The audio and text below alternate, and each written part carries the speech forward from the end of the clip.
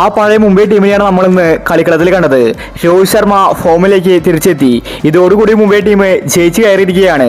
വിമർശകർക്ക് bat കൊണ്ടാണ് രോഹിത് ശർമ്മ മറുപടി കൊടുത്തത്. ചെന്നൈ വീണ്ടും കളി തോറ്റിരിക്കുകയാണ്. അപ്പോൾ ഇന്നത്തെ ചെന്നൈ മുംബൈ മാച്ചിനെ പറ്റിയാണ് നമ്മൾ ഈ ഒരു വീഡിയോയിൽ നോക്കുന്നത്. ഇതുപോലത്തെ IPL ന്യൂസിന് വേണ്ടി ചാനൽ മറക്കാതെ സബ്സ്ക്രൈബ് ചെയ്യൂ. ഇനി ചെന്നൈക്ക് രക്ഷയില്ല. എല്ലാ മാച്ചിലും ചെന്നൈ തോൽക്കുകയാണ്. ചെന്നൈയുടെ പ്ലേ ഓഫ് സാധ്യത കുറഞ്ഞു വരികയാണ്.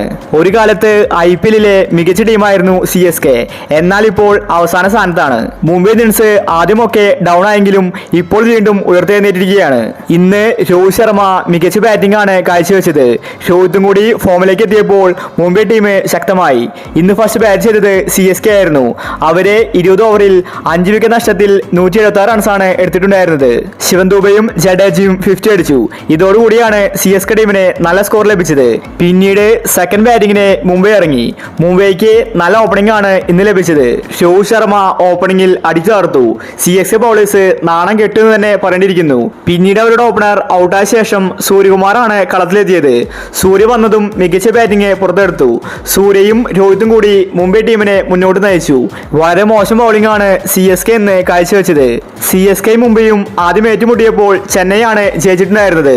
പിന്നീട് അങ്ങോട്ട് ചെന്നൈ ടീം മോശമായി. ഇപ്പോൾ IPL ഏറ്റവും മോശം ടീം CSK ആണ്. എന്നാൽ മുംബൈ ഇന്ത്യൻസ് ശക്തമായി ടൂർണമെന്റിലേക്ക് തിരിച്ചെത്തിയിരിക്കുകയാണ്. രോഹിത്തിന്റെ ഫോം ഔട്ടാണ് മുംബൈ ടീം നേരിടുന്ന പ്രധാന പ്രശ്നം. എന്നാൽ ഇപ്പോൾ അത് പരിഹരിച്ചിരിക്കുകയാണ്. രോഹിത് ശർമ്മ ഫോമിലേക്ക് തിരിച്ചെത്തി. ഇനി മുംബൈക്ക് പേടിക്കാനില്ല.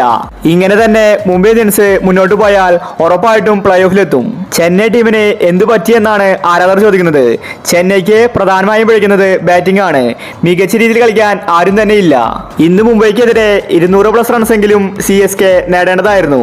പക്ഷേ അവർക്ക് സാധിച്ചില്ല. അങ്ങനെ ഇപ്പോൾ മുംബൈ ടീം ജയിച്ചിരിക്കുകയാണ്. അപ്പോൾ ഇതുപോലത്തെ IPL ന്യൂസിന് വേണ്ടി ചാനൽ മറക്കാതെ സബ്സ്ക്രൈബ് ചെയ്യൂ.